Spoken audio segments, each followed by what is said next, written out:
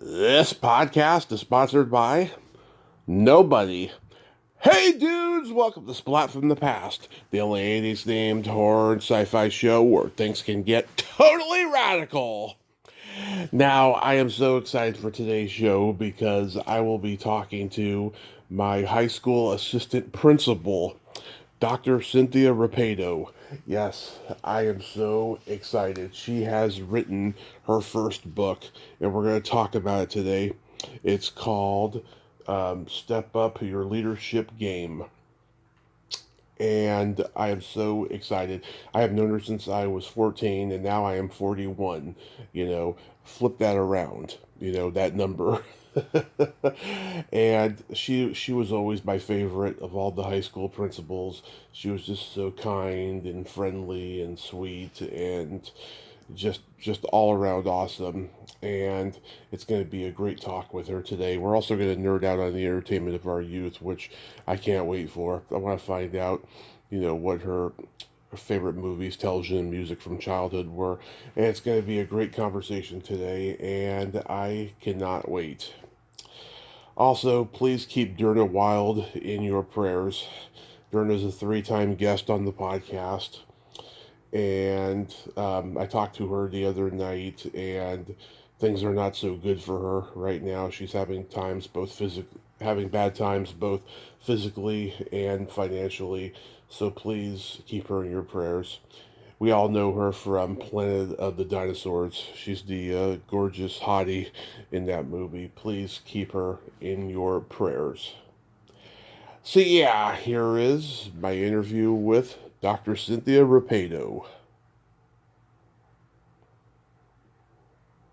Hello? Hey Cynthia, welcome to the show. How are you today? Good. How you doing, Tommy? I am fantastic. I can't tell you how surreal this is because I have known you since I was 14, and yesterday I turned 41. Flip that number around. Oh my gosh. Happy birthday, by the way. Thank you, thank you. Wow, 14. Yes, and I remember the first time we ever interacted at San Mateo High. Um, It was the first day of freshman year. I was looking for the Performing Arts Center because I had Mr. Friedman's drama class, and I didn't know that the class was going to be inside the Performing Arts Center. I thought we were going to meet outside and then go in or something like that. So I'm just like, you know, I'm all around the Performing Arts Center, and I remember you came to me. You were like, "Are you trying to leave campus?" And I was like, "Oh no, I'm looking for Mr. Friedman's drama class." I said that to you? Yeah. Oh my gosh. I was brand new that year as an assistant principal.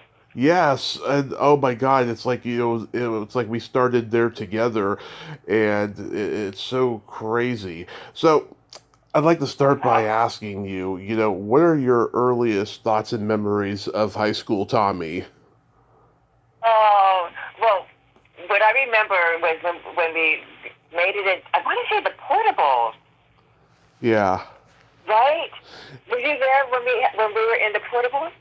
I can't. I still lived down the street at that point. I would come and say hello and stuff afterwards. Okay, because I think you would come into the office and um, Yes. visit the office, and then in that office space was um, Debbie Nelson, the dean, my admin assistant, Mrs. Cervantes, Mm-hmm. Rush Sabaston, and um, and then my office space. So, do you remember those people? Oh, of course. Me and Mrs. Cervantes, we were Facebook friends for a while. Oh, that's good. Yeah. Um, so that's what I remember when I would see you in passing. I definitely remember, what you looked like. I'm curious to know what you look like now, but your face on LinkedIn still looks the same. Yeah, well, that picture was from 2010. I mean, I still look the same, except the rest of my hair is going gray, and I'm losing a lot of my hair, and all of that. But That's my okay. That's all of us. yeah, pretty much. But like, yeah, I mean, I was a legacy student. My parents had gone to San Mateo High School. My uncles did as well. And, I felt like I had to make my 4 years memorable and be heard and be a class clown type, even though Mike Marshall was voted class clown in our class and all of that. But yeah, I mean, my earliest thoughts and memories of you when I was in high school was I thought you were gorgeous. I thought Oh, thank you. yeah, I thought you were more open and inclusive and non-judgmental compared to the other principals, and that you were firm but fair, and you didn't mind if I occasionally asked you an off-the-wall question or made a personal remark. You were always, willing to talk about anything. Wow. Well, that's very nice of you to say all those things, and I really want to be fair. And if I was not fair, or if I was, just coming off really strict with you or with others in their lifetime at the school, Yeah, no, you were what great. I really wanted to make sure that I was fair. I wasn't just picking on people or using my authority to stand ground. Yeah, absolutely. So going back in time, like, I mean, did you always want to be a teacher growing up? No, I didn't. I didn't. I didn't know what I wanted to be. I I wasn't exposed to a lot of careers in Yeah. high school. I mean, so you think of what you see. You go to the doctor, or you go. And so when somebody said that they wanted to be a receptionist, I thought, what's a receptionist? I don't even know what that is. Hmm. Then I just started working at a hospital, and I thought I was going to be. No, I was just volunteering. So I thought, okay, this would be the way to go, is to learn what else is in a hospital. And then I thought I was going to go into physical therapy, and that's where I got my biology degree. But then it shifted. Hmm. And my last year in college, or so, my second year in college, or third, I was a 5-year student. So my third and fourth year, then I decided I think I want to go into education, because I was working with kids. Hmm. After I started working at the hospital, I was working with high school students, trying to help them navigate how to apply to college. And then I thought, I really want to work with high school kids. So then I shifted and then became a teacher. Wow. Where did you grow up? In terms of No, high school, or yeah, what like was did you that? did you grow up in California? Pretty much California. Um, Pretty much California, Southern California, San Diego. Oh, okay, San Diego. And where did you attend college? I went to San Diego State for my bachelor's. Nice. San Diego's the only place in California I have never been to, and I've been all around California. Oh, really? Yeah, Never been down there? You should go down there, Tommy. I would love Really to. nice. They got the San Diego Comic Con over there. That place gets huge when they have it every July. I mean, it's so huge. It's hard to move around in there and to get tickets. Sometimes it sells out pretty fast. Mm, yeah. I know my nieces go to the Comic Con. So you might want to go. I know a lot of people dress up. I know even former teachers that I worked with would Hmm. go. Yeah, yeah. The Comic Cons are very popular. So you first taught at Leland High School in San Jose? Actually, no. I taught in El Centro, Okay. down by near the border. El Centro actually is in Holtville. I don't know if you've ever heard of Holtville and El Centro. That was No. my first teaching assignment. It's in the desert, Hmm. and the high school graduating class was, I think, 80 Hmm. students.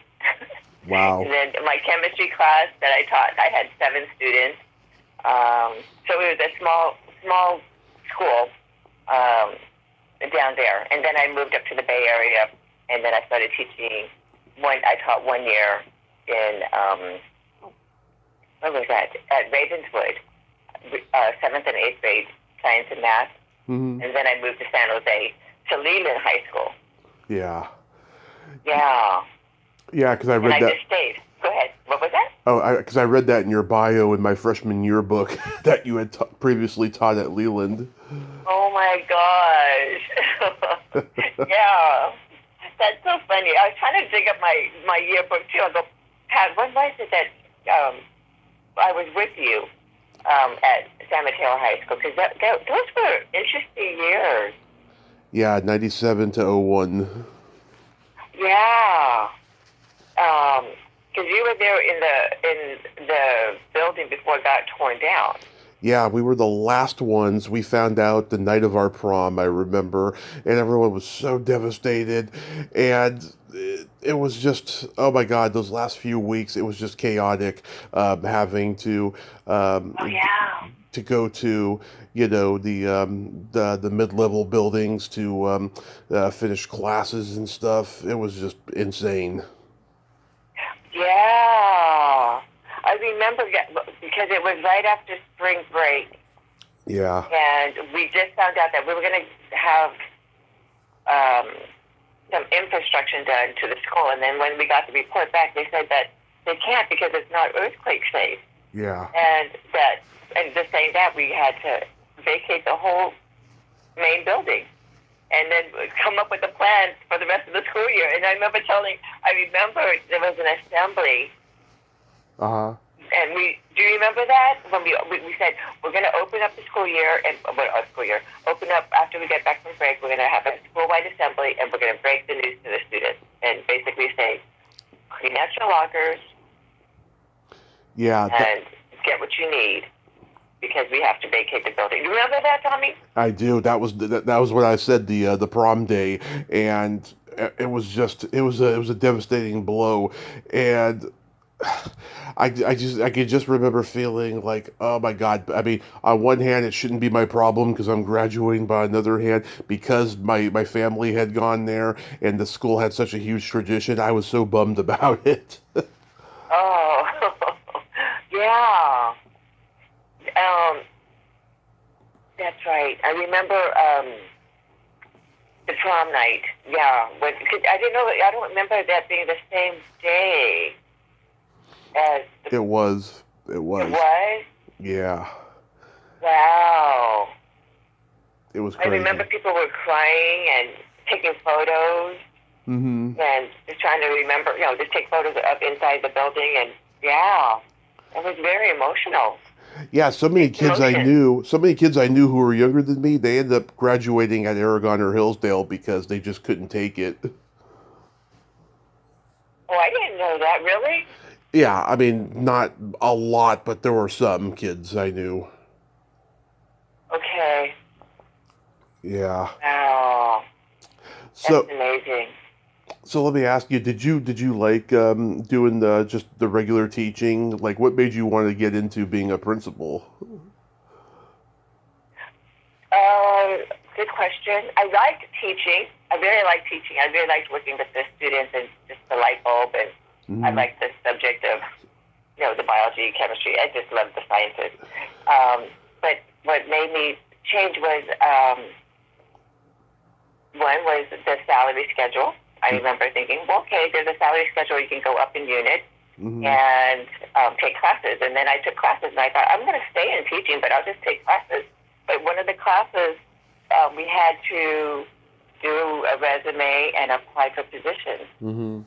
And I didn't take it seriously. I just kind of went, okay, well, I'll just turn in my resume, turn in some applications, and I got interviewed. And then I got job offers, and I thought, okay, this is interesting because I'm not really ready to leave teaching.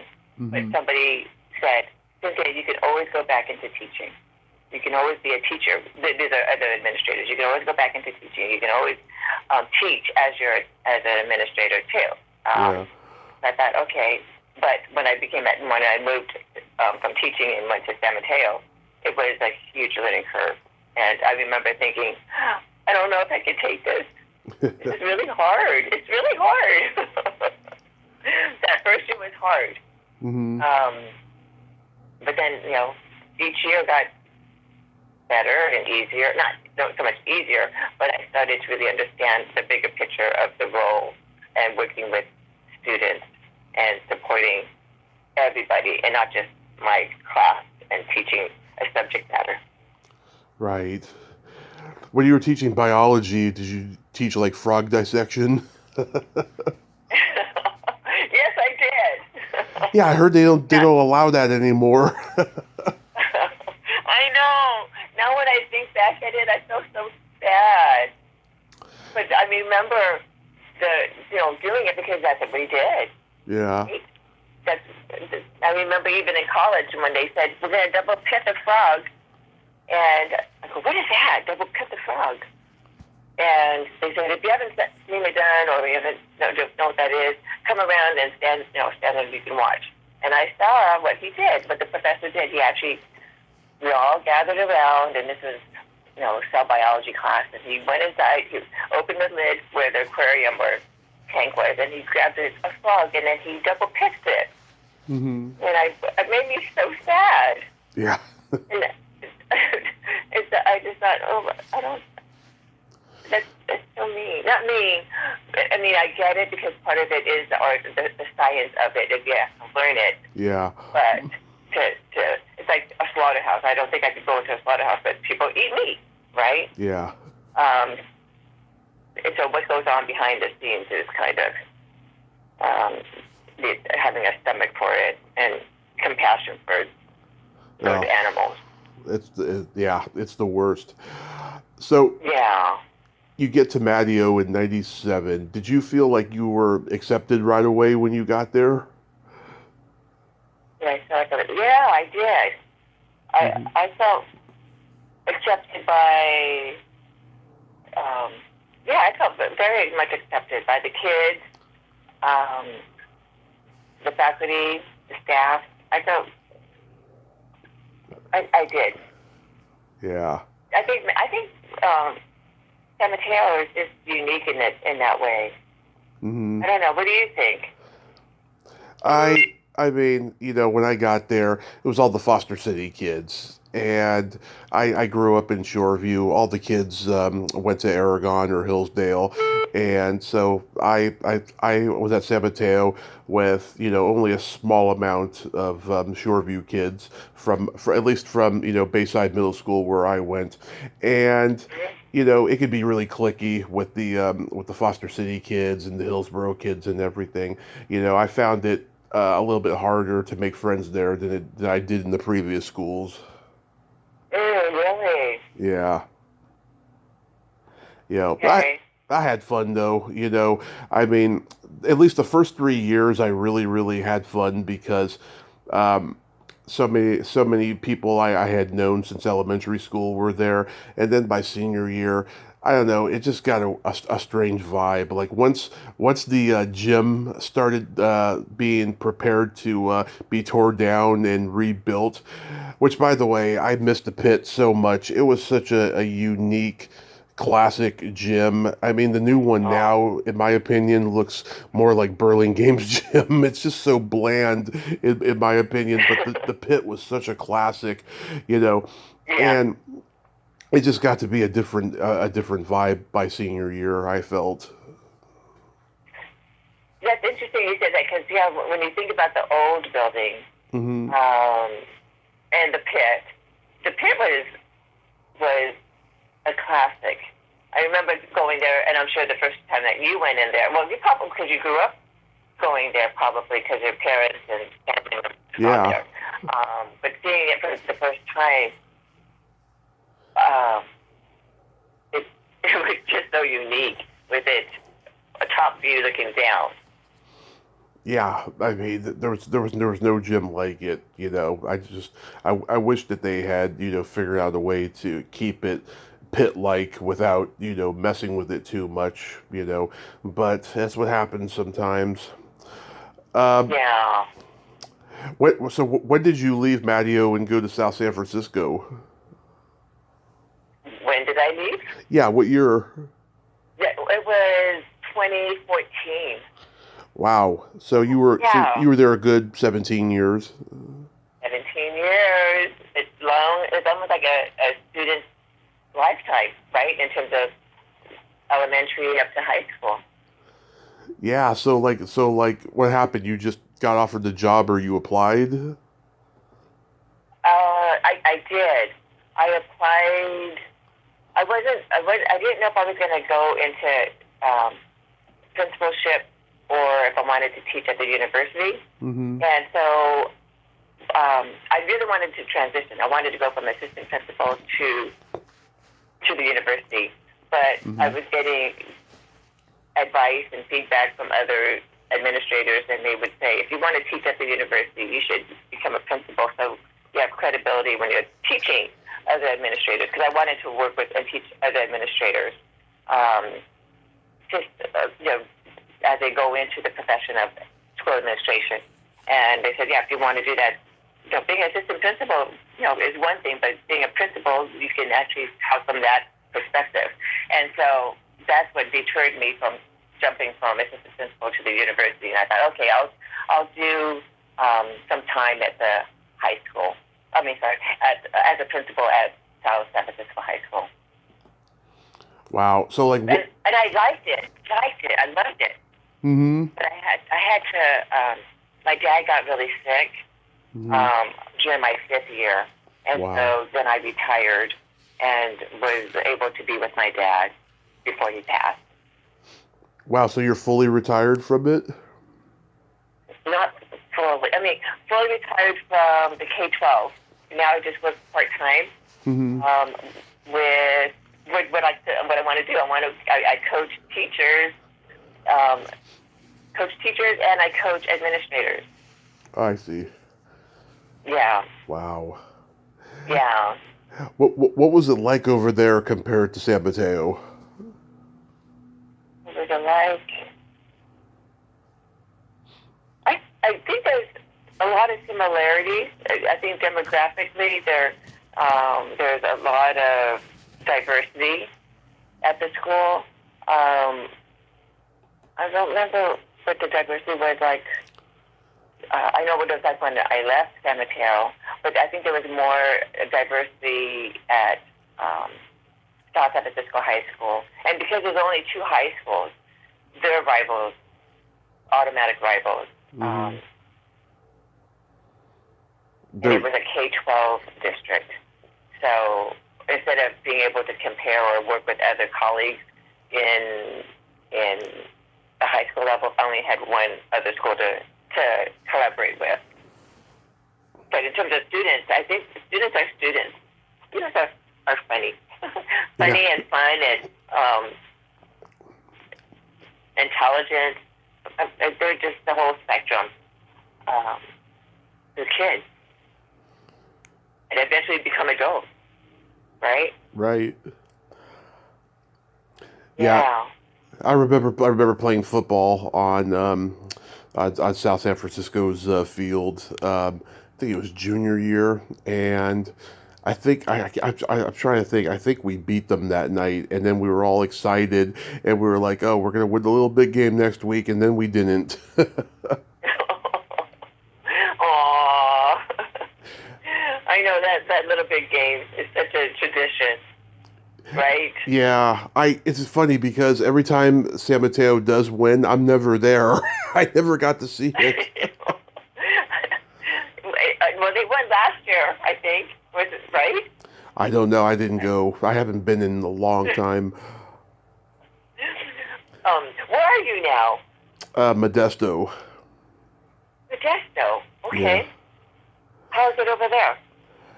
Very hot during the summertime and very quiet in the neighborhood we just moved in. Okay. Yeah, I think I saw something that you were moving or sometimes packing and moving. Yeah, we just moved into a house last week. Okay. Well, congratulations on the move because it's not always easy to do. Oh, thank you. Yeah. So let's talk about step up your school leadership game. What made you want to write a book? Well, one of my professors wanted me to contribute to her book and write a chapter. And so my chapter at that time was and it was called something like First Year's Principal's To-Do List. And because I wrote it in 2015, when it was my first year as a principal, and just the challenges of becoming a principal or transitioning from assistant principal to principal. So that was like a stepping ground. And so that chapter exists in another book, the First Year's Principal's To-Do List. And then I thought, I really want to elaborate on this. This is really important because I'm coaching administrators, and I'm coaching, I'm mentoring, I'm talking to teachers that want to go into administration, and teachers or administrators wanting to go from assistant principal to principal. And I just thought, this is really something I want to write about, to give them, to give others, because I didn't really have a whole lot of training. This isn't something you would learn in school. Yeah. Pretty much on-the-job training and what you do behind the scenes. Just taking care of other people and taking care of the school. It's the school. It's your kids. It's everybody. Yeah. It's a huge responsibility. So I thought that's what made it a passion of mine to write. So it's like a labor of love, this book that I wrote. Wow. Yeah, that synopsis you sent me, it read like a 101 seminar on how to be a leader as principal. I mean, it seemed like, it was definitely who you are as a principal yourself. Like, there was that one part where it said, under embrace your leadership role. One of the things you wrote was be visible, and be approachable. That's a great way to describe you. Thank you. Yeah. That was like my number one thing was to be visible and approachable. Yeah. That definitely describes you. So how long did it take to write? Well, with that one chapter I started with, so if I had to start without that chapter, it probably would have taken me a lot longer. But I started in October of 2022. Okay. And so, what, did it take like a year or two to write it? I would say definitely a year and a half. I finished in January of this year, January of 2024. But if I were to go back and think about as a chapter, that probably took, I'd say probably about 2 years to write. Mm-hmm. 2 to 2.5 years. Did you self-publish or have an actual publisher? I self-publish. Nice. Yeah, Yeah. people always say start with self-publishing because, you want to do it your way and not the publisher's way yet, Yeah. I didn't know too much about either one, Mm-hmm. but a friend of mine told me, well, she had published a book and did it on Amazon. I thought, how did you do that? She said, I said self-published. I go, really? How do you do that? She said, yeah, you can do that through Amazon. And then she sent me some link. I forgot what it was. And then I found this another link that led me to where I started getting some coaching and training on the self-publishing. So I ended up signing up with them. It's called selfpublishing.com. And I've been with them, and that's what kind of really definitely helped me with writing the book. Nice. Yeah. So if you ever want to write a book, Tommy. Oh, I've been working on my memoir on and off for years. I got to get back to writing it like soon because I've been thinking about a lot of stuff that I forgot about. Ooh. Okay. Well, how far along are you with your memoir? Well, I mean, it started one way. Now I want to go into a different direction. I got to, revise a whole new draft is basically what I got to do, but I got to add things that I forgot about. So it'll be a while. Okay. Because because again, if you're interested in what I went through, I mean, Yeah. they're great, literally. And there's other people that write memoirs, and they're on track with just trying to write the memoir, and then they have editors that they can recommend, and the editors, of course, will edit it for our readers, not just us editing ours for ourselves, but to make it make sense for our readers. So, like, develop it here, or what we saying here. Yeah. So if you really want to do that and finish it through and follow through, I can definitely talk more about that. Yeah, I definitely want to do self-publishing the first time. Self-publishing? Okay. Yeah. Are you planning on writing another? Another book? Yeah. I'm not sure. I mean, I think I probably will. I thought about writing a memoir, but I don't have a whole lot to talk about in terms of what I wanted to write about. But it might be more of my dissertation and more on leadership as opposed to a memoir. So what do you want people to take away with the book when it comes out? Just to, not to panic or worry when they become a principal? I think it's more of learn these things so you don't get stuck, or you don't. I think it's more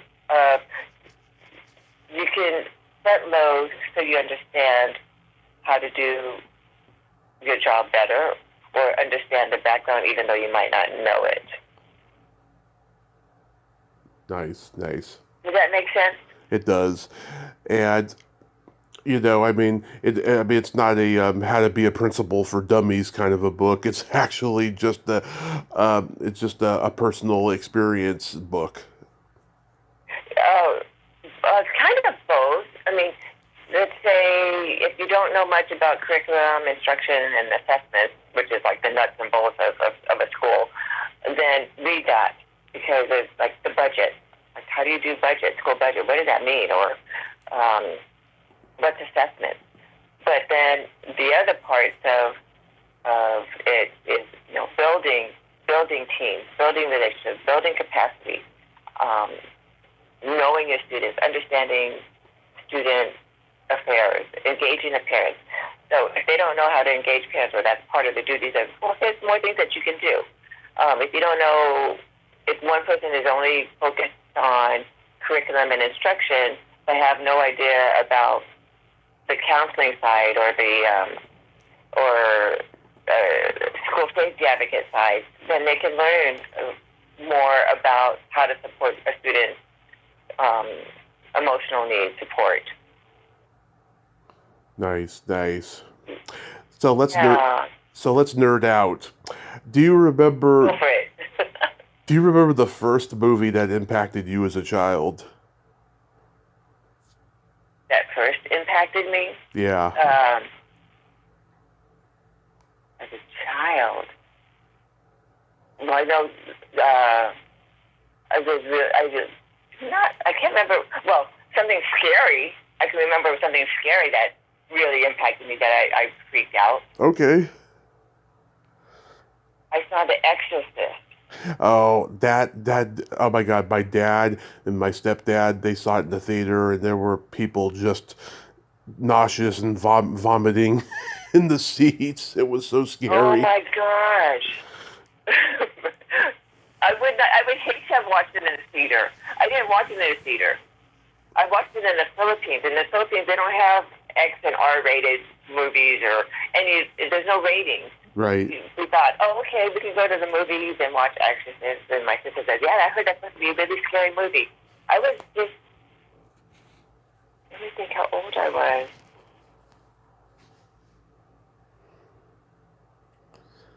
I might have been in 6th grade. Okay.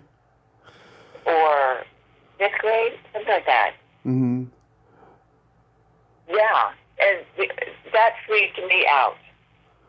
I had nightmares from that. Oh, my parents had me watching The Shining when I was a year old. Oh my gosh. Yeah. Oh, it was terrifying. But then I saw it again when I was 7 and loved it, and I've loved it ever since. But at that time, it was just too scary because my dad used to just terrify me by doing that "Here's Johnny," thing. Oh my gosh. Wow. Yeah. And I wonder what that's like, for a kid to see something really scary at a really young age, Hmm. and how that impacts them later in life. Yeah. I mean, it's funny. I had a conversation one time with an actor, and he said, "Why is it that the first memories that we have as children always relates to something that terrifies us?" And I thought, that's a good point. I never realized that until he brought it up, and it's true. I mean, everybody I know was scared of something early on, and it's not necessarily a happy thing they had. Yeah. That's interesting that you say that.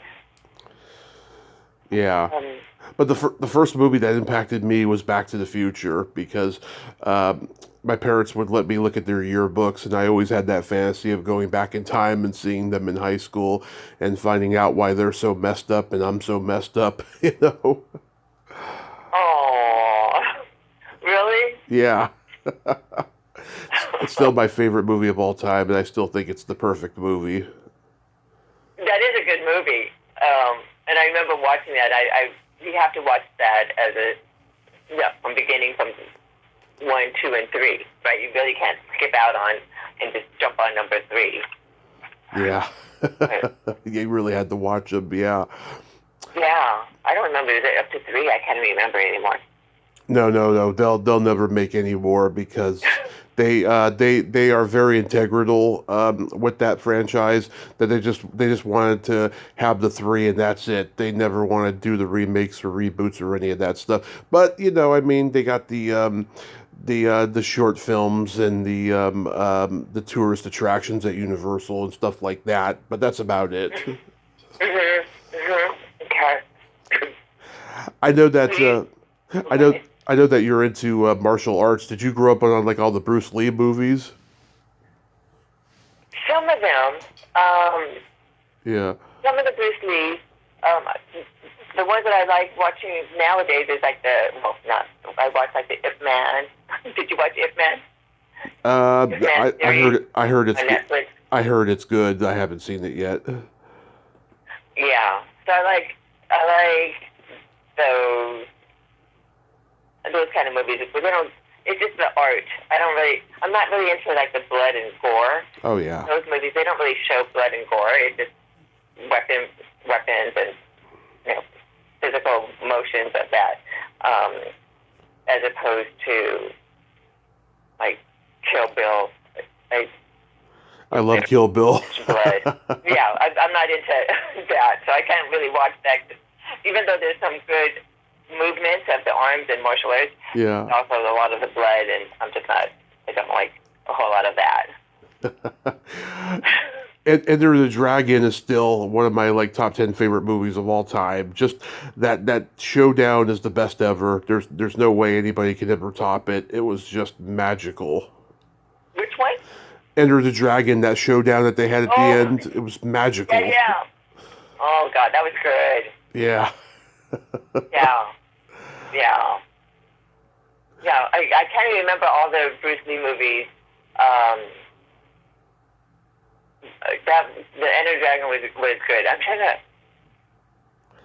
I think I'm just getting them kind There of. was Fists of Fury, Game of Death, Return of the Dragon. God, which ones? Gosh, you know a lot.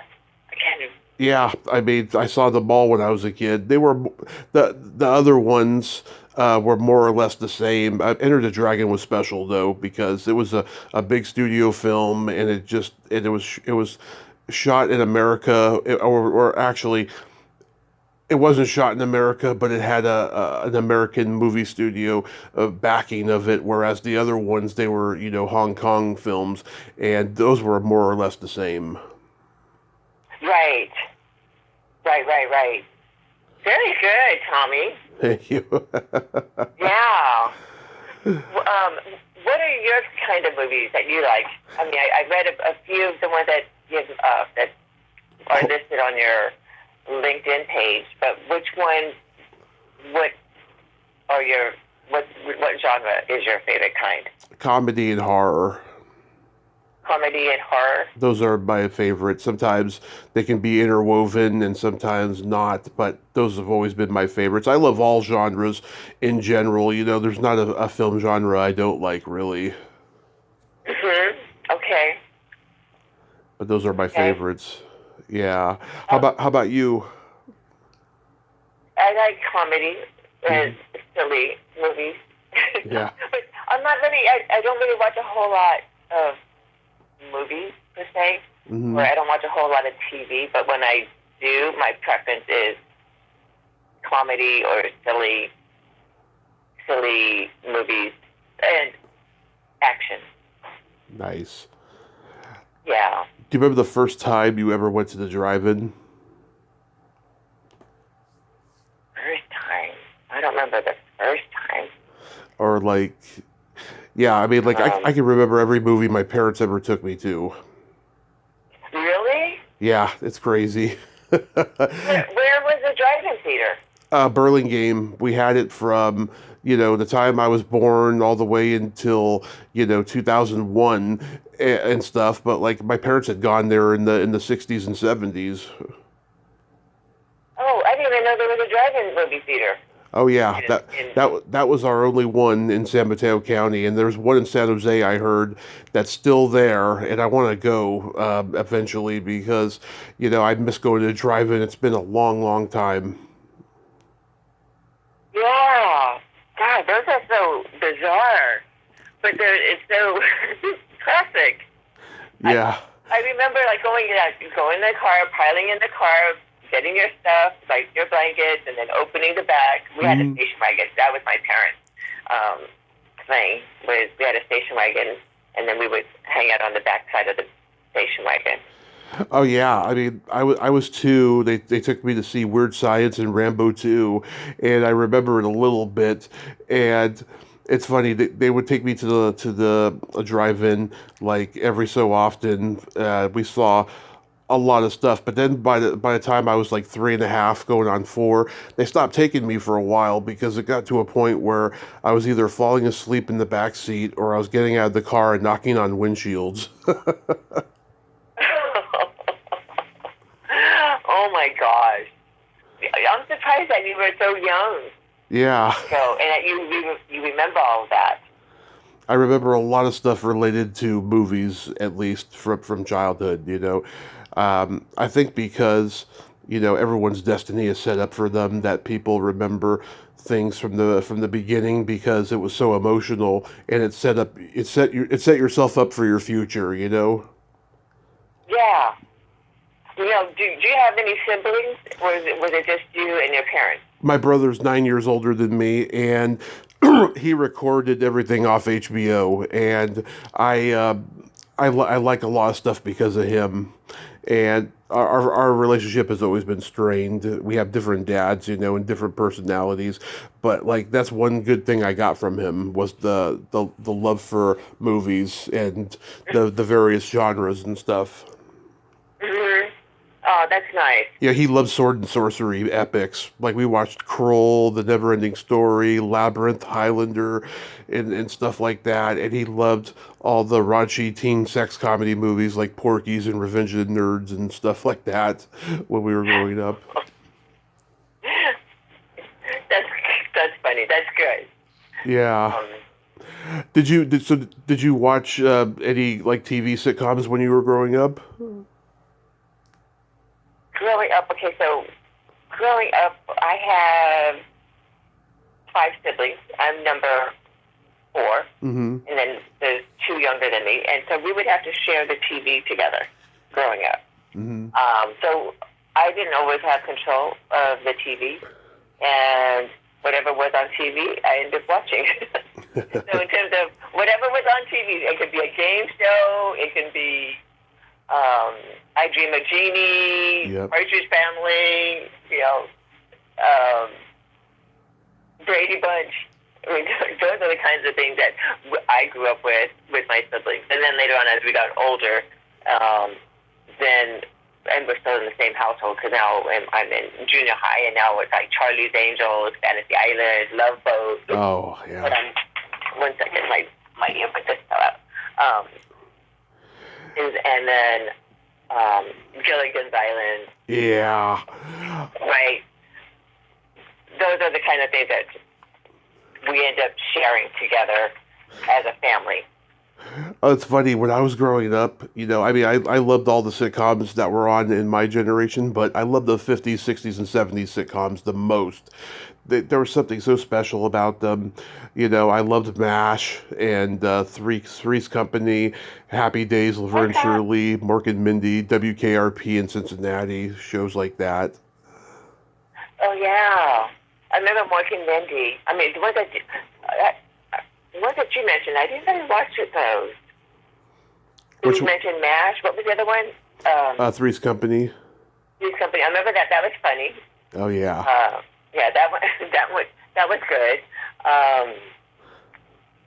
All in the Family, Good Times, Jeffersons, Sanford and Son, all the Norman Lear stuff. Yeah. Yeah, All in the Family. And then I think the younger generation, or that, I don't know if that's considered your age, like, oh my gosh, what was it called? Married with Children. Yeah. I loved Married with Children. Those are like what my sisters like. Is that what you like too? Huge Married with Children fan. Okay. And then like my sister, I would see them watching, my sister and brother, they would watch that, or SpongeBob, or what was the other one? They would watch Friends. I didn't get into Friends very much. I would just, if it was on, I'd see it, but I don't remember the characters. I just remember the people. Oh yeah, I'm a big Seinfeld guy.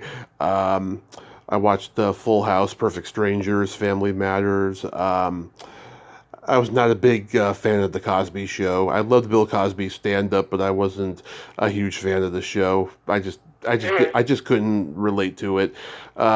Night Court, Facts of Life, Give Me a Break, shows like that. Mm-hmm. Yeah, I'm trying to think. What year are you talking about? Because I'm trying to think of where I was at that time. Yeah, those are my generation shows, 80s, 90s. 80s, 90s. Okay. Yeah, I think I was probably not watching a whole lot of TV then, because I don't think I had a TV at my apartment in El Centro when you're talking about the 80s. Yeah. And going into 90s. I had a TV, but I didn't own my own TV, so my brother-in-law gave me a TV. Mm-hmm. And I was just starting off as a teacher, and I just wasn't into the TV because it was black and white.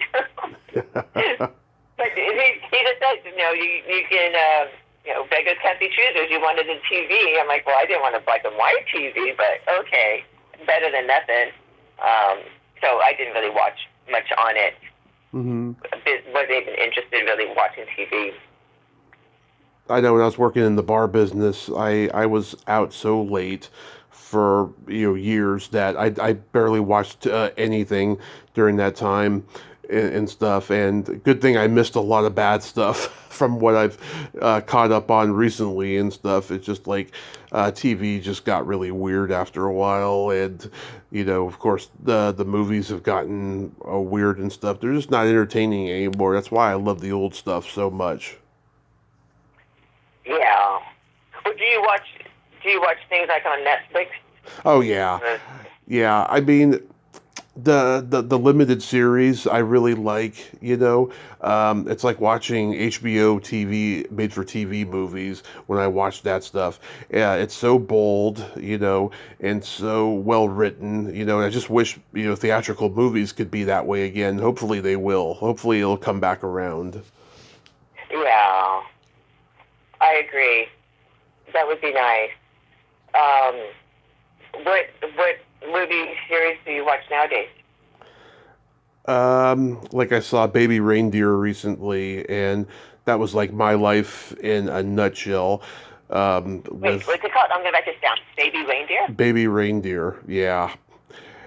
And there was this one called Inventing Anna about this girl. She scammed so many people and took all their money, and she lived in a lap of luxury for a while in New York.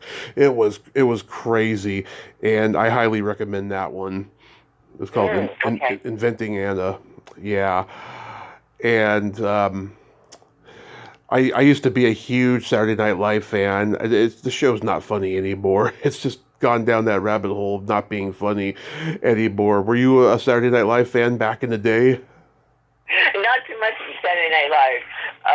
I think it was too late for me to stay awake. But then I started liking Mad. Do you remember Mad TV? Oh, of course. So that was my choice of watching um, watching. Oh my Like, God. So like, when I was in high school and you were there as well. Oh my God. You're working as a principal, and then on the weekends you're watching Mad TV. That is so awesome. I love it. So naughty. Mad. Yeah, that was good. Mad TV. I love that. Well, one thing you probably don't know, or I haven't shared, I liked watching Jerry Springer. Yeah. Oh my God. You remember Mr. Miller? What? What? You remember Mr. Miller? Mr. Miller. Who's Mr. Miller? Barry Miller at San Mateo High? Oh yeah, Mr. Miller. Yeah, Barry Miller. Yes. Yeah, he looked like Jerry Springer. He used to come watch me do stand up. I love Mr. Miller. Aww. Yeah. He's still around. Yeah, Um. yeah.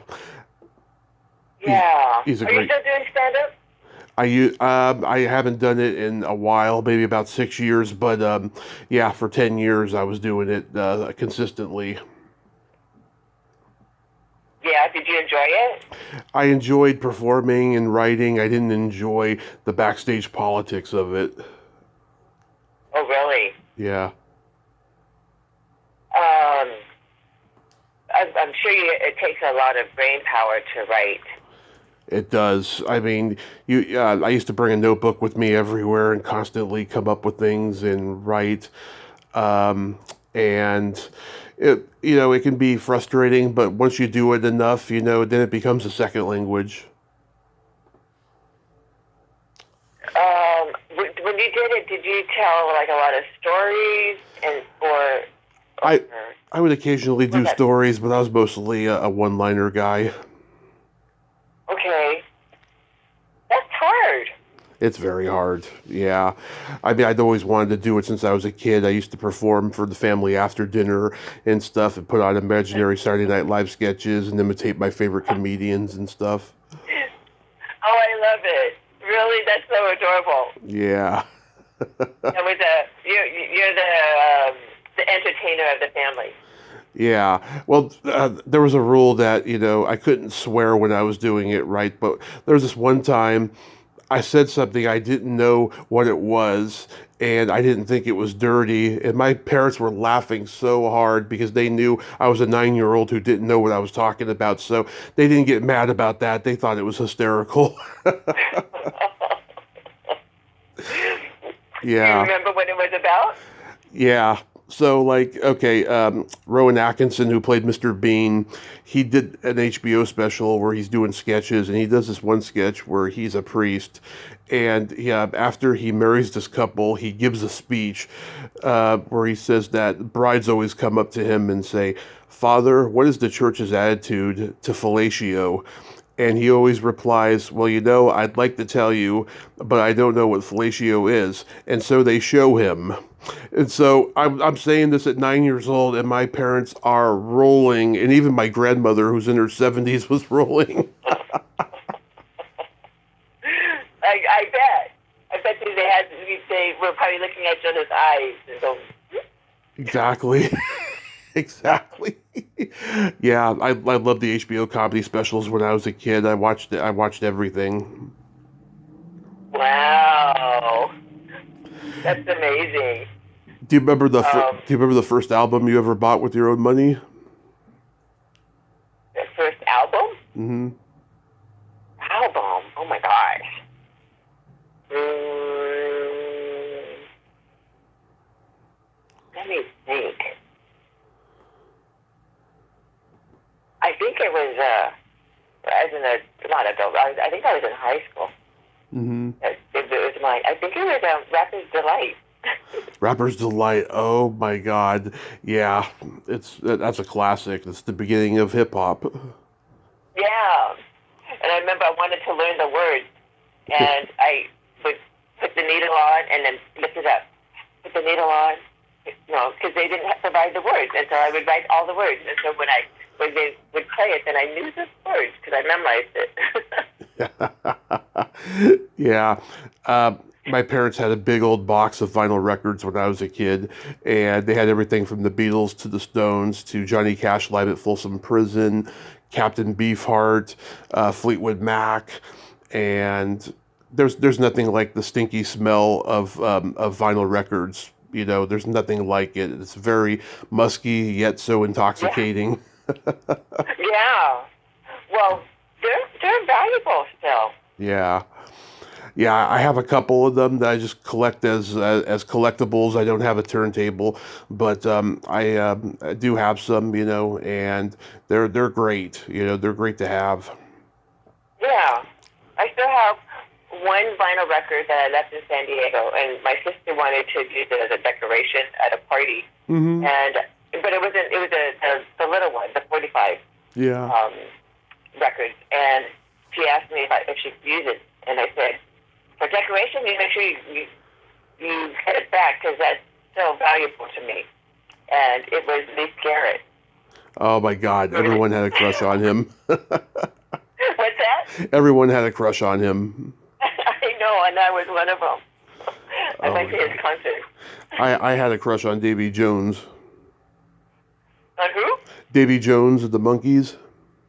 Oh, yeah, yeah, yeah. Oh, yeah. What a cutie, huh? Oh yeah, and I used to watch the Monkees when they were making their comeback and their show was on Nickelodeon and stuff. I got to see them live in 1997. Me, my dad, my uncle went to Candlestick Park and saw them perform before a Giants game, and Oh, my they God. drove off the field in a Cadillac. Oh, my gosh, how cool is that? It is really cool. Yeah. Did they sing their songs? Oh yeah, they did all the classic hits, and I remember we missed a couple of them. We were late, but we got to hear our favorites at least. Good. Were you guys into a lot of concerts? Oh yeah, yeah. I mean, I went to see Steppenwolf at the county fair. I saw Alice Cooper. I've seen Aerosmith. I've seen Scorpions, Def Leppard, Steve Miller Band, Journey. Lots of good people. Wow, that's pretty good. You remember your first concert? My first concert. I don't remember my first concert, but I do remember going to different concerts. Uh-huh. I went to Lee Pierce. I remember going to Expose. Hmm. That was at County Fair. ZZ Top, The Whispers. Um, what else? Oh my gosh, I'm just totally blank.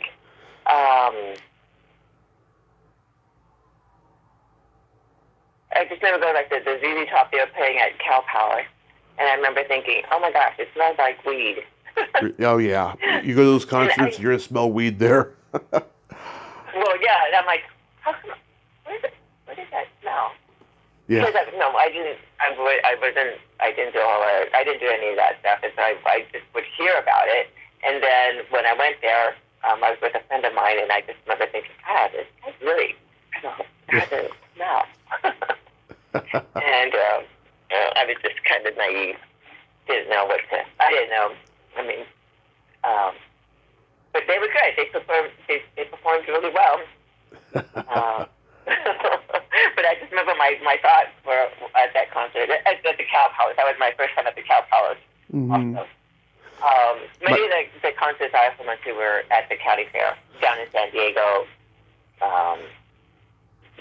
where you can go to a bunch of them, but I just can't remember. Lou Rawls, I remember seeing the Lou Rawls. Lou Rawls, yeah. My dad saw the Rolling Stones at the Cow Palace in '66, and Neil Diamond opened and got booed off the stage because he wasn't rock and roll. So then Jefferson Airplane comes on and then, rocks the house. Oh my gosh.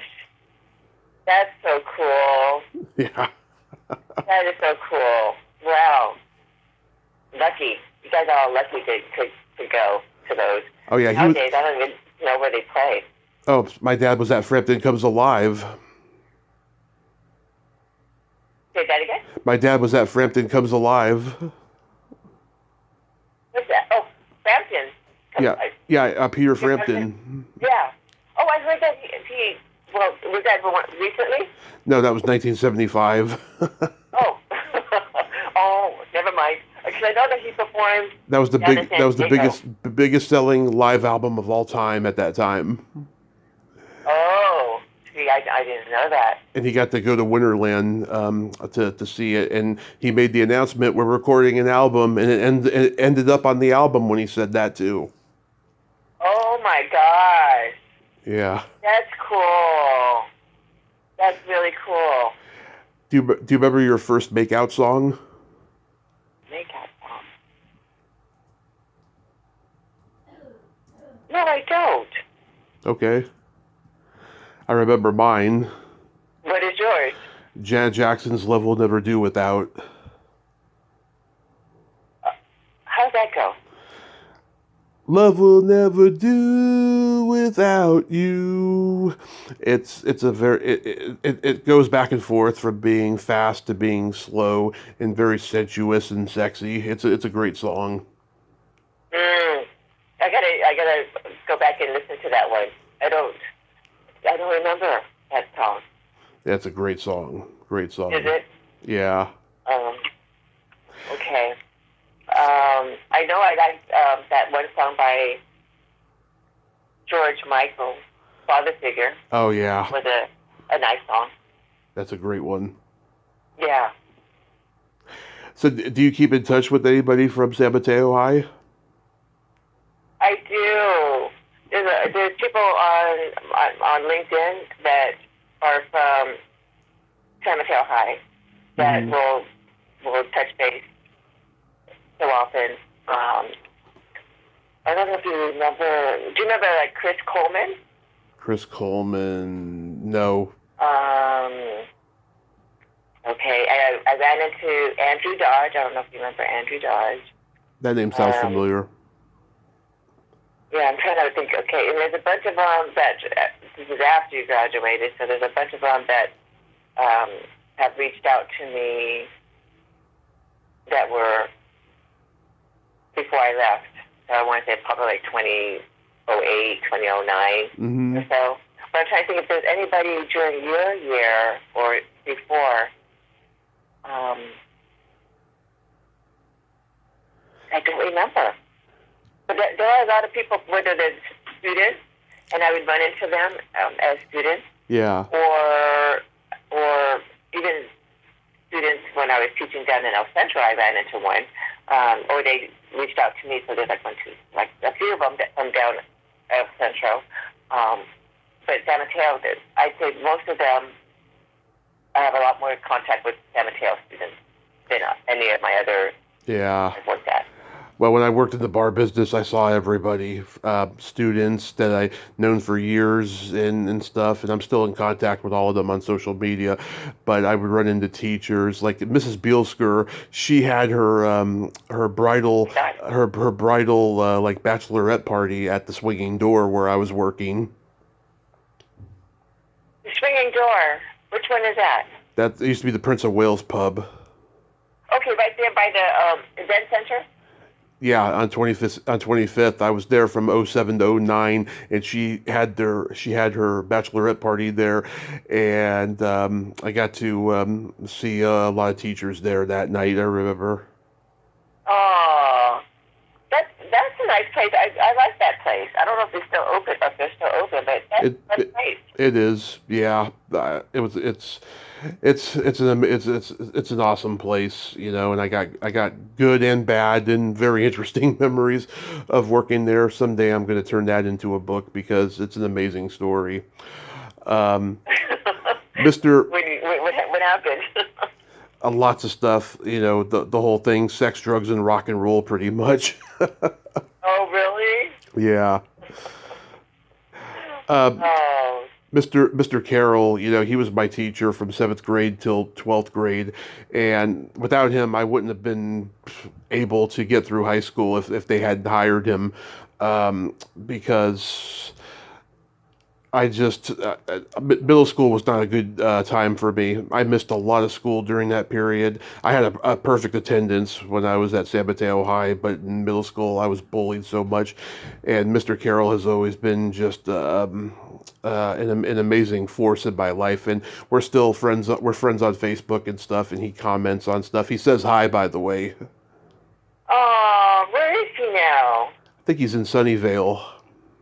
In Sunnyvale. What a good guy. I remember him. Yeah. Yeah, if you touch base with him, if he's on Facebook, I don't know where you are in contact with him, have him reach out to me. It'd be great to touch base with him because I am I stay in contact with San Mateo High School teachers and faculty that retired. Yeah. And I don't know if you remember Debbie Martin, Yep. Martin, who was, okay, so she was in charge. She would organize these retiree get-togethers. Okay. And I never was invited because I didn't retire. But then after the pandemic last year, or 2 years ago, she invited me to go. And then at that time, she asked if Miss Wong, who is a financial advisor, and I would take it over Nice. with this yearly reunion. Mm-hmm. And so I would love to reach out to Mr. Carroll. I will make that happen. Okay, that'd be nice because if I can get him to come too, because I'm sure he will remember a lot of the other teachers that he worked with. Oh yeah. Yeah, and that's really nice that you remember Mr. Carroll and how he really helped you. Well, I had for 6 years, so it's not like, it was, just a small thing or anything. He really impacted my life, and I'll never be able to tell him, but he really did. That's wonderful. Yeah. Yeah. Oh, God, remember Mrs. Wilfong? Wilfong. Yeah, Megan Wilfong. Where's that name? I'm just trying to remember. I know the name, but I can't picture the face. She was only there for a short time, my sophomore year, and then she had a baby. She had to leave, and then she ended up moving to Oregon afterwards. Well, I'd known her since 7th grade too, and Mr. Carroll's known her since then as well. And I had her on the podcast in 2018. We had to do it twice.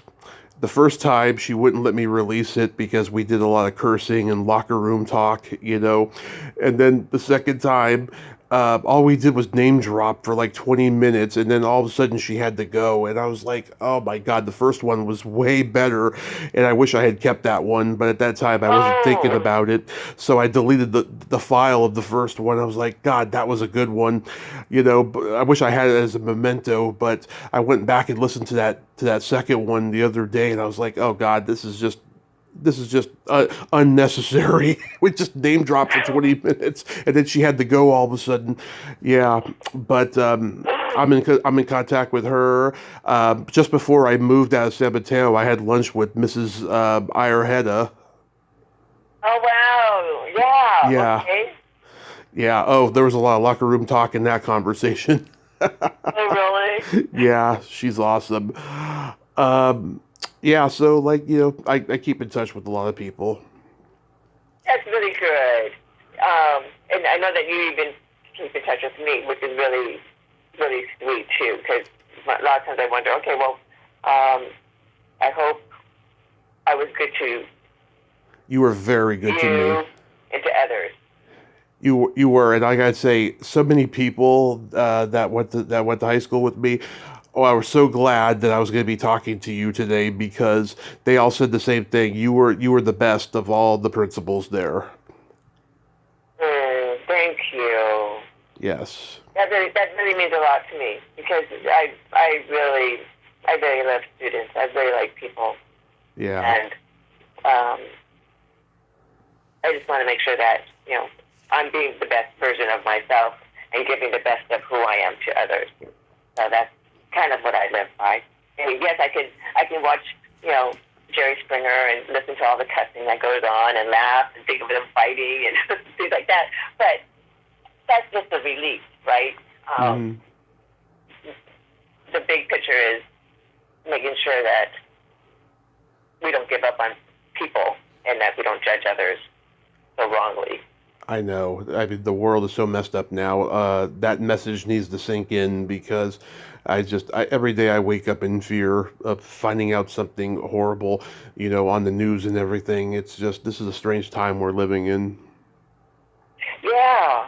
And I think, a part of me, I don't really watch, like I said, I'm not one that turns on the TV much. I don't even know how to use my remote Mm-hmm. as it changes. And so it's whatever's on TV. And I'm okay with not necessarily watching TV, so I don't always watch what's going on. I know that's not good because I should be more aware of what's going on in the real world.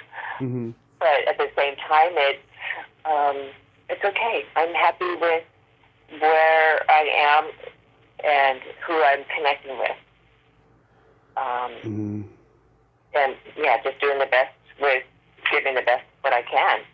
And I think, with you, with your podcast, congratulations on that too, Tommy. Thank you. Thank you. It's been the biggest blessing of my life the last 7 years. But, it's really important, I think, what you do, Mm-hmm. because you do talk to others and it's genuine. Yeah. It's candid, and it's unexpected. I don't know what kind of questions you were going to ask. So again, with this kind of conversation, I think it's wonderful because you've got that personality that can bring out the best in others in terms of conversation and just being real. Yes, thank you so much. It didn't happen overnight. It took lots of practice. I really think the pandemic was a big contributor to it because so many people who were unavailable for interviews before were suddenly available, and I just got better at it. It's just been such a wonderful blessing. And how long have you said you've been doing this for 7 years now? Yeah, I celebrated 7 years on May 15th. Congratulations.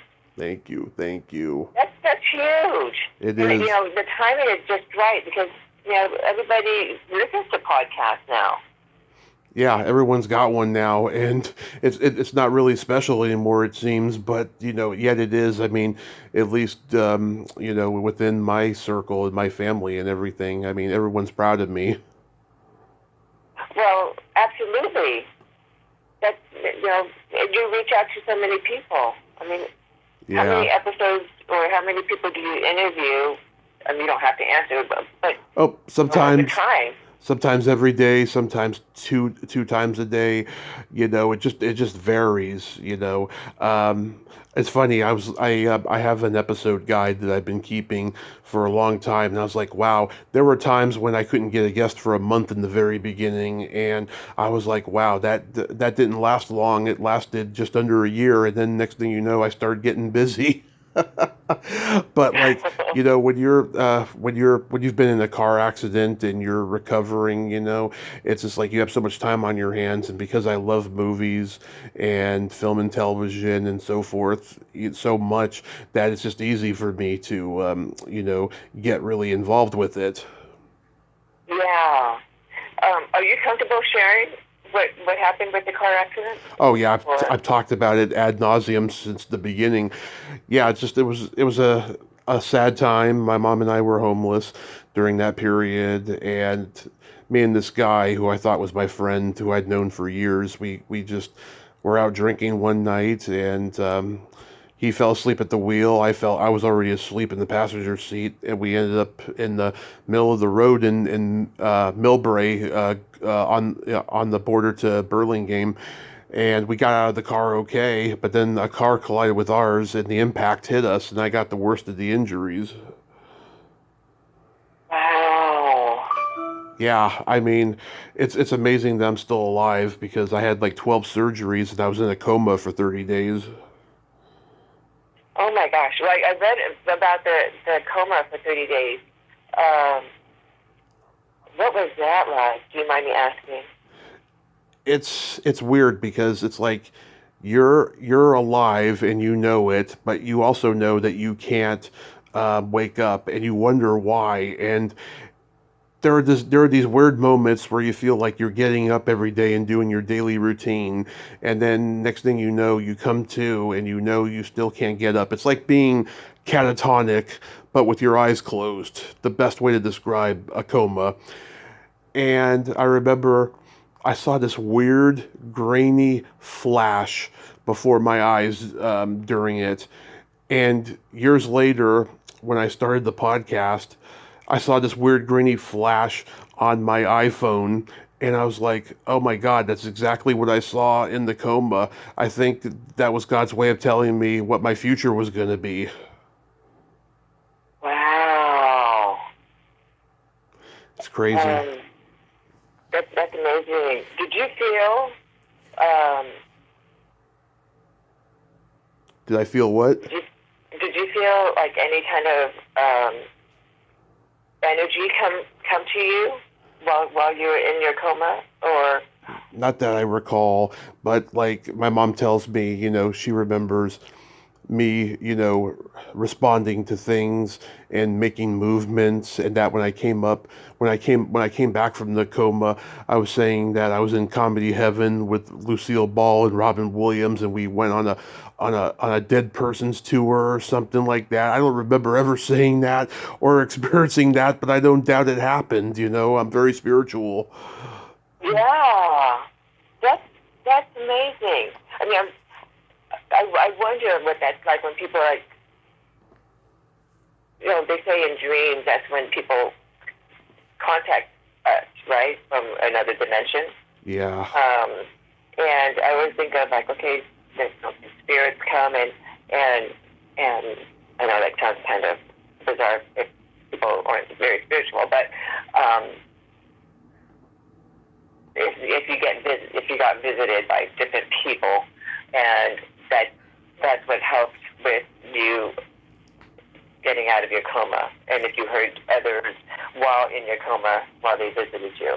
Right. It's a wonderful blessing that I'm here now and all of that Yeah. stuff. I wanted to So ask you. sad. I wanted to ask you though. June is National Belly Button Month, and I'm curious to know: are you an innie, outie, or in betweenie? I'm an innie. Nice. I am also an innie, and I gotta tell you, I read an article years ago that said that people who have deep innies tend to live longer because they're kind, considerate, generous, and they don't worry as much as people with outies. And people ask me, okay, what happens to the outies then? I was like, I don't know. This is just the innie article that I read. Oh, you gotta find out what happens with the others that are not like him. I know, right? Yeah. You mentioned Find before. out. You mentioned before too. I Dream of Jeannie. Yeah, it's funny. Barbara Eden wasn't allowed to show her belly button on TV when the show first aired because they thought it was an enticement of the breasts and the vagina. Well, 2 years later, Barbara Luna and Nichelle Nichols showed their belly buttons on Star Trek, and then people could show them again on television, and it's been that way ever since. And like, yeah, I've become like an authority on belly buttons and the history of belly buttons and entertainment and stuff because that's where life begins, through the belly button, and it's always been my favorite body part. Oh, really? That's Yeah, interesting. I mean, that's very true. That's where life begins with that, right? right. That the connection to life. Um, and I'm interested that you brought that up. That part of the history of it.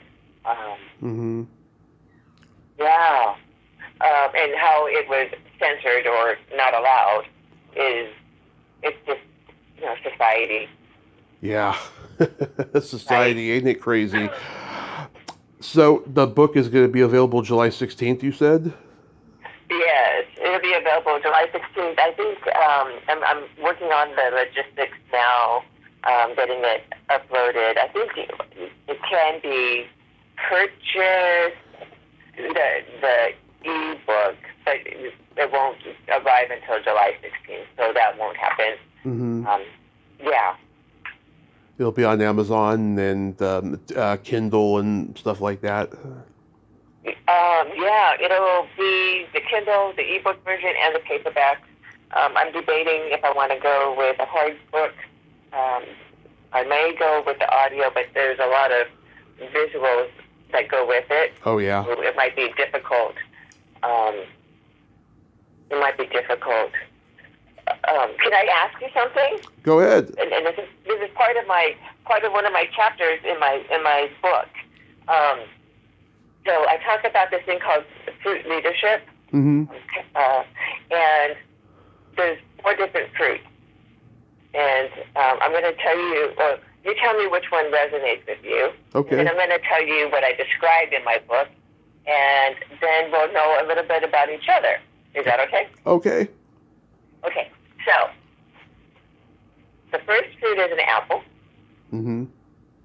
Second one is a pineapple, Hmm. grapes, and oranges. Okay. Which one resonates most with you? Pineapple. Pineapple. Okay. And why? I've always loved the way they taste. I think that they're one of the most delicious fruits in the world. Okay. Any others? I like apples, grapes sometimes, orange sometimes. It has to be really, really fresh for me to like those ones. Okay. Okay, now I'm going to describe what the qualities are. Okay. That has nothing to do with what you had mentioned, the taste, Hmm. but, okay, here's apples are like action oriented. They like to initiate things, get it done, and accomplish the mission. Okay. That's an apple. And you think of an apple is kind of um, no fuss. You pick it up, eat it, and you're done, Yeah. right? A pineapple has the eyes on the outside. Hmm. It's unique how it looks. It's not like all the other fruits. It's just kind of a unique looking fruit. Right. And with the eyes on the outside, they have vision. They're visionary. They see possibilities. They look at options. They look at the big picture of whatever is in front of them. Hmm. Grapes. So think of grapes. They come in clusters. They are all on the same branch. So they're really about connecting with other people and building consensus and teamwork and harmony and working together. And Oh. then oranges, just how it looks, it's organized. You have a covering on the outside. You have to peel it off, and then you continue to break it apart. Everything's compartmentalized and organized. And so they're typically meticulous, analytical. So that's that kind of personality. So now that I've told you that part, which one resonates with you? I still like my pineapples, but then again, because you made references to oranges, I'm thinking of navel oranges. Is there is there a right or wrong answer? No, there's not a right or wrong answer. No, it's just really interesting because usually when people pick a fruit and then I describe it, most of them stay with the same fruit that they had chosen. And so if you see yourself out of all of those as somebody that looks at possibilities and looks at options and the big picture, and that's kind of what you're doing with your podcast. I mean, you do this far reach, and you have this vision of who you're going to contact, and so I don't know if that's always been how you've been, but I can see that as we're talking that you relate to that. Now, if the big picture of leadership is you want to be all four of them if you can develop all four of those areas. So if I told you I am a grape, then what I need from you and what you need from me are two different things. I'm a great person. So I'm a great person, so then I would want you to be a little bit more sensitive with me because I will always ask for, that relationship. Harmony in our relationship. Whereas with you, you might not value the harmony per se, but what you would need from me is to be able to think and think big, and not worry so much about this relationship that I'm going to hurt your feelings and you're going to hurt mine. But let's think big. Right? So by learning how we are different, we actually learn how to work with each other. So now I know how to work with you. And now you could kind of know how to work with me. But now it's a matter of developing all four of those areas of becoming a little bit more organized, like an orange, a little bit more action-oriented. Don't be afraid to just step up and do it. Right. And, when I think I was at San Mateo, I was very much a grape. I wanted to make sure I worked with people and understood the roles of everybody. But later on, I had to be able to take action, or I needed to know how to think big. So thank you for sharing that with me. I don't know if that enlightens you to know what you are and how you can work with me. That is so interesting. I've never seen like I've never heard a comparison like that before. That is pretty interesting. Thank you. Yeah, I came up with that idea, and that's one of my first parts in my chapter is that, and then the other part is knowing your multi-faceted identity. So when you talked about who you are and your background and what happened with you, whether it was your childhood growing up and then your family situations, I have a better understanding who you are. And if I told you a little bit about me, which I shared a little bit about me with you, now there's that cultural synthesis. So that's really important too. Mm-hmm.